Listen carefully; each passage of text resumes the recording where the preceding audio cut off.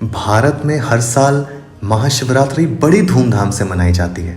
ये पर्व फागुन मास के कृष्ण पक्ष की चतुर्दशी को मनाया जाता है। इस दिन भगवान शिव में भक्ति रखने वाले लोग उपवास रखते हैं।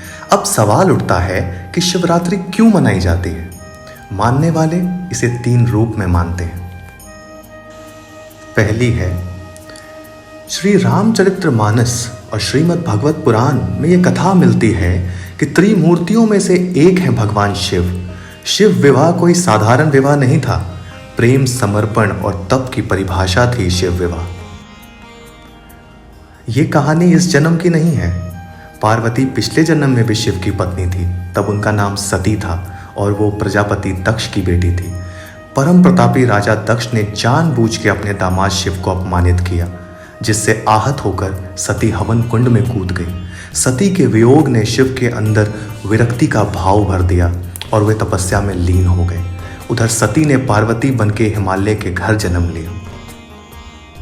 देवताओं ने शिव का ध्यान भंग करने के लिए कामदेव को भेजा, तो शिव ने उसे भस्म कर दिया। लेकिन पार्वती ने शिव को प्राप्त करने के लिए तप जारी रखा। आखिरकार महादेव को पिघलना पड़ा और वो नंदी पे सवार होके नंगे बदन पर भभूत मले बड़े ठाठ से बारात लेकर आए। बारातियों की शक्ल में थे नाचते गाते गण, यानी अनगिनत भूत पिशाच। दुनिया के तमाम पशु पक्षियों को लेकर कीड़े मकोड़े भी इस बारात में शिरकत कर रहे थे। आखिर शिव पशुपतिनाथ हैं, यानी पशुओं के देवता का विवाह जो था। शिव से शादी कर पार्वती कैलाश चली गई और इसी तरह 2 जन्मों से चली आ रही प्रेम कहानी सफल हुई। अब चलते हैं दूसरी कथा की तरफ। इस कथा का वर्णन है विष्णु पुराण में। सृष्टि के प्रारंभ में क्षीर सागर से भगवान विष्णु प्रकट हुए और फिर उनकी नाभि से कमल खिला, जिसमें से ब्रह्मदेव प्रकट हुए। अब दोनों में द्वंद्व शुरू हो गया कि कौन ज्यादा महान है। दोनों ही खुद को ज्यादा उच्च बताने में जुट गए। नौबत युद्ध की आ गई और दोनों अपने अस्त्र शस्त्र को लेके आमने सामने खड़े हो गए और युद्ध करने लगे। सारी सृष्टि में उथल पुथल मच गई। तब सारे देवता और ऋषिगण महादेव के पास आए और गुहार करने लगे। तो महादेव ने उन दोनों को शांत करने के लिए एक रास्ता चुना। भगवान विष्णु और ब्रह्मा लड़ रहे थे कि तभी बीच में अचानक से प्रचंड अग्नि स्तंभ प्रकट हो गया, जिसके दिव्य तेज को देख के सब आश्चर्यचकित रह गए, जिसका ना कोई आदि था ना कोई अंत। अब नारायण और ब्रह्मा जी को इसका स्रोत पता लगाने की सूझी। इसके लिए भगवान ने वराह रूप धारण किया और पाताल की ओर चल दी, और भगवान ब्रह्मा ने भी हंस का रूप धारण किया और वो आकाश लोक की ओर उड़ गए। दोनों ने बहुत यत्न किए, पर दोनों को इसका अंत नहीं मिला, तो वो दोनों ही हार मानकर वापस लौट आए। उन दोनों का अहंकार चूर चूर हो गया था।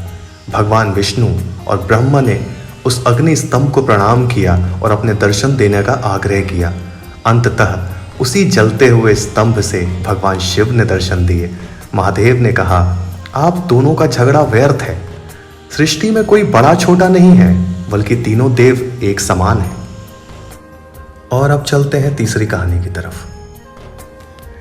स्वर्ग में एक वक्त ऐसा भी था जब ऋषि दुर्वासा के श्राप के कारण इंद्र और सभी देवता दुर्बल तथा नश्वर हो गए थे। स्वर्ग और संपूर्ण सृष्टि वैभवहीन हो गई। देवों की इस स्थिति का फायदा उठाकर दानवों के राजा बाली ने उनके विरुद्ध सभी युद्ध जीतकर पूरी सृष्टि पर कब्जा कर लिया। दैत्य राज्य के अधिकार और उसकी दुष्टता के बाद सभी देवता परेशान हुए और उस स्थिति के निवारण के लिए सभी भगवान विष्णु के पास गए। तब विष्णु ने उन्हें यह सलाह दी कि अगर इस संसार को फिर एक बार समृद्ध करना है और सभी देवों की शक्तियां तथा स्वर्ग का वैभव वापस लाना है, तो उन्हें समुद्र मंथन करना होगा। सभी देवता अपनी शक्तियां खोकर दुर्बल हो चुके थे और इसलिए समुद्र मंथन का कार्य उनके लिए अब आसान नहीं था। इस समस्या का भी हल भगवान नारायण ने बताया कि इसके लिए हम असुरों की भी मदद लें। मंथन के दौरान समुद्र को मथने के लिए मंदराचल पर्वत का उपयोग किया गया था। मंदर अचल पर्वत, जिसे मंदार या मंदार पर्वत इन अन्य नाम से भी जाना जाता है, यह पर्वत बिहार राज्य के बांका जिले में स्थित है। पर्वत के साथ वासुकी, जो सर्पों के राजा हैं, उन्होंने इस कार्य में नीति यानी रस्सी के रूप में सहायता की। वासुकी नाग की पूंछ वाला हिस्सा देवताओं ने पकड़ा और तो मच की तरफ का हिस्सा दानवों ने। समुद्र मंथन के दौरान मंद्राचल पर्वत को सहारा देने के लिए भगवान विष्णु ने कूर्म यानी एक कछुए का अवतार लिया और आरंभ हुआ समुद्र मंथन का। मंथन के दौरान एक एक कर 14 रत्न निकले। सबसे पहले उत्पत्ति हुई हलहल की या कलकूट की। ये एक ऐसा विष था जो देव और दैत्य दोनों के लिए हानिकारक था, जिसका निवारण उन सभी की विनती पर महादेव ने उस विष को ग्रहण कर किया। शिव ने उस विष को अपने कंठ में ही रखा और उस शरीर में जाने से रोका मां पार्वती ने, जिस कारण उनका कंठ नीला रंग का हो गया और तब से उन्हें नीलकंठ के नाम से भी जाना जाता है और इस दिन को हम शिवरात्रि के नाम से जानते हैं।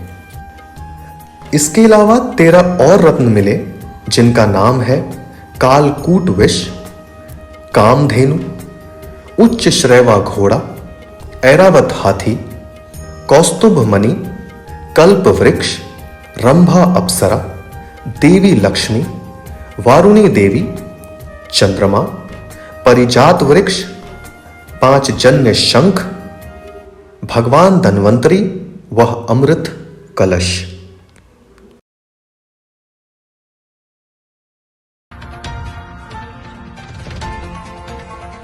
स्वदेश वाणी।